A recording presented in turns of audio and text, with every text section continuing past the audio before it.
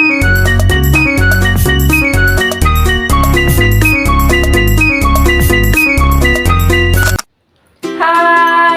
Assalamualaikum warahmatullahi wabarakatuh. Perkenalkan, nama saya Syarifah Lailatul Farida dengan NIM akhir 073 dari program studi Gizi. Di video kali ini, saya akan menjelaskan poster yang saya buat dengan judul Patofisiologi Terjadinya Penyakit Saraf dan Otak. Selamat menyaksikan!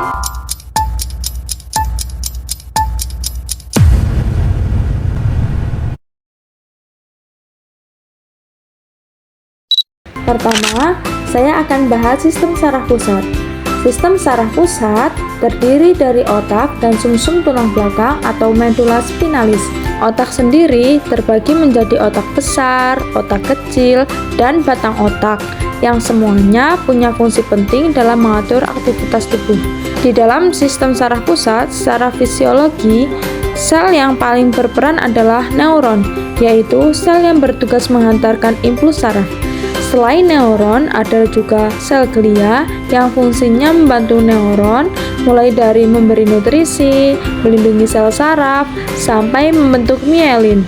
Kemudian, komunikasi antar neuron terjadi melalui impuls saraf dan neurotransmitter. Selanjutnya, ada sistem saraf tepi. Sistem saraf tepi terdiri dari saraf kranial sebanyak 12 pasang dan saraf spinal sebanyak 31 pasang yang menghubungkan sistem saraf pusat dengan seluruh bagian tubuh. Secara fungsional, sistem saraf tepi dibagi menjadi sistem saraf somatik dan sistem saraf otonom yang meliputi simpatis dan parasimpatis. Sistem saraf somatik yang mengatur gerakan sadar dan saraf otonom yang mengatur fungsi tubuh tanpa kita sadari, seperti denyut jantung, tekanan darah, dan pencernaan. Secara fisiologi, fungsi utama sistem saraf tepi yaitu menghantarkan impuls aferen atau sensorik dari reseptor ke sistem saraf pusat dan menghantarkan impuls eferen atau motorik dari sistem saraf pusat ke efektor. Sistem saraf otonom berperan dalam mengatur denyut jantung, tekanan darah, pencernaan, dan sekresi kelenjar. Selanjutnya, gangguan pada sistem saraf dan otak bisa terjadi karena berbagai mekanisme, seperti gangguan impuls saraf, kerusakan mielin, kerusakan neuron, gangguan neurotransmitter, peradangan saraf, serta gangguan aliran darah dan metabolisme otak. Kalau mekanisme ini terganggu, maka penghantaran impuls saraf juga ikut terganggu. Kemudian, penyakit saraf yang sering ditemui antara lain yaitu epilepsi, penyakit Parkinson, dan neuroprevert. Sedangkan untuk penyakit otak meliputi stroke, meningitis, dan Alzheimer. Salah satu penyakit otak yang akan saya bahas pada poster ini adalah stroke. Stroke merupakan gangguan fungsi otak akut akibat sumbatan atau pecahnya pembuluh darah otak. Stroke diklasifikasikan menjadi dua, yaitu stroke iskemik dan stroke hemoragik. Pada stroke iskemik, terjadi sumbatan pembuluh darah otak sehingga aliran darah ke otak menurun. Kondisi ini menyebabkan jaringan otak kekurangan oksigen dan energi, yang akhirnya berujung pada kematian sel saraf.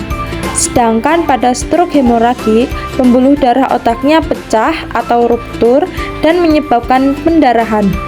Darah yang keluar ini menekan jaringan otak, meningkatkan tekanan di dalam kepala, dan menyebabkan kerusakan sel saraf.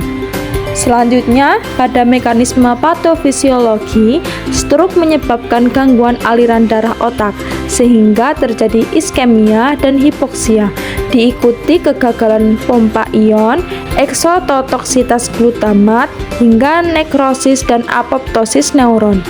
Secara klinis, kondisi ini dapat menimbulkan hemiparesis, gangguan bicara atau afasia, serta penurunan kesadaran. Kemudian, faktor yang dapat menyebabkan gangguan sistem saraf dan otak antara lain infeksi, trauma, penyakit autoimun, gangguan degeneratif, dan gangguan vaskular seperti hipertensi dan aterosklerosis. Selanjutnya, ada alur patofisiologi stroke iskemik. Pada stroke iskemik, faktor risiko seperti hipertensi dan diabetes menyebabkan terbentuknya trombus atau embolus. Hal ini menurunkan aliran darah otak, menyebabkan iskemia dan hipoksia, penurunan produksi ATP, kegagalan pompa ion, edema sel, hingga kematian neuron. Akibatnya muncul defisit neurologis seperti hemiparesis dan gangguan sensorik. Sedangkan pada alur patofisiologi stroke hemoragik, hipertensi atau aneurisma menyebabkan ruptur pembuluh darah otak. Kemudian pendarahan intrakranial meningkatkan tekanan intrakranial, menekankan jaringan otak, menyebabkan iskemia sekunder, kerusakan neuron, dan akhirnya menyebabkan penurunan kesadaran serta defisit neurologis. Jadi bisa disimpulkan bahwa penyakit saraf dan otak terjadi karena adanya gangguan pada struktur dan fungsi sistem saraf. Stroke menjadi salah satu contoh penyakit dengan mekanisme yang kompleks, baik iskemik maupun hemoragik yang sama-sama berujung pada kerusakan neuron dan gangguan neurologis. Demikian penjelasan dari poster yang saya buat. Terima kasih. Semoga bermanfaat. Assalamualaikum warahmatullahi wabarakatuh.